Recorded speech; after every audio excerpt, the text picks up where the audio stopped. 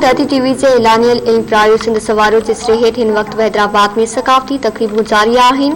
इन सिलसिले में हैदराबाद जे गर्ल्स डिग्री कॉलेज लतीफ़ाबाद जी इंतजामिया पारां सियारे जी मुंजी आमद जे मौके ते रंगारंग सकाफती तकरीब मुनक़िद कई वई। वधीक तफ़सील जहांगीर सेठो जी हिन रिपोर्ट में।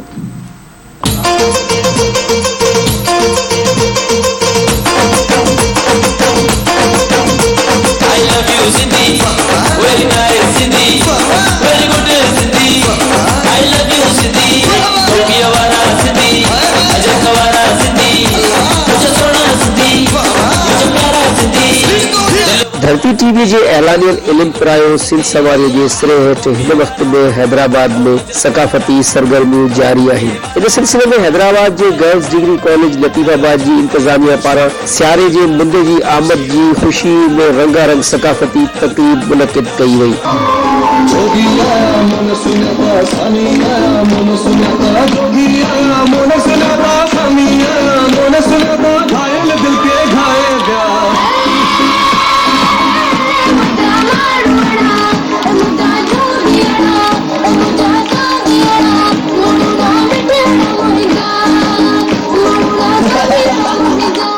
सॼी क़ौम खे इहो मैसेज ॾियणु चाहींदसि त तव्हांखे सकाफ़ती ॾियारो मुबारक हुजे। असांखे पंहिंजे ॿारनि खे पंहिंजी तहज़ीब सां रोशनास कराइण जो हिकिड़ो वाहिद इहो ई तरीक़ो आहे जंहिंसां पंहिंजी तहज़ीब ऐं तमदन ॿारनि खे असां रोशनास करे था सघूं, उनखे पंहिंजी सकाफ़त जे बारे में बुधाए था सकूं। हमें यहाँ पे बहुत अच्छा लग रहा है। ये कल्चर डे हमारे लिए बहुत अच्छा एक कल्चर डे।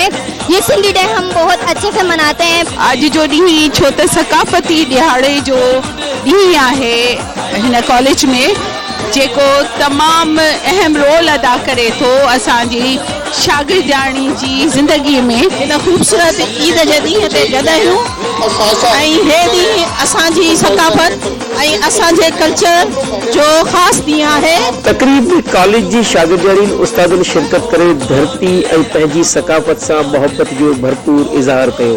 जॾहिं त तकरीब में गुलूकारनि पंहिंजे फन जो मुज़ाहिरो करे तकरीब में मौजूद उस्तादनि ऐं शागिर्दारीन खे झूमण ते मजबूर करे छॾियो।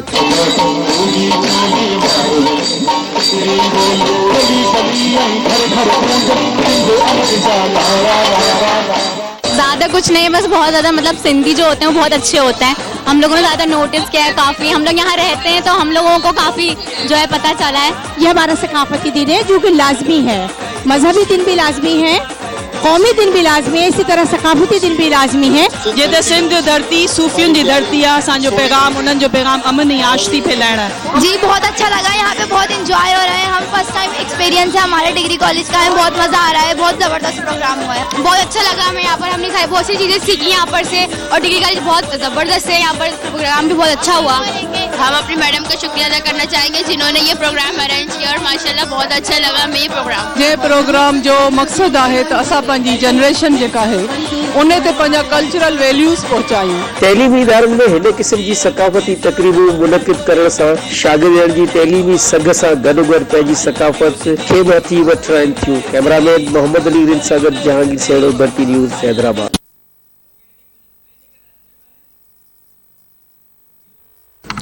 दास रिपोर्ट मां ॾिठी ने सगत बुलेटिन पे चिपटाए थे पहुतो वधी ख़बरनि जी अपडेट से लॻंदा रहो।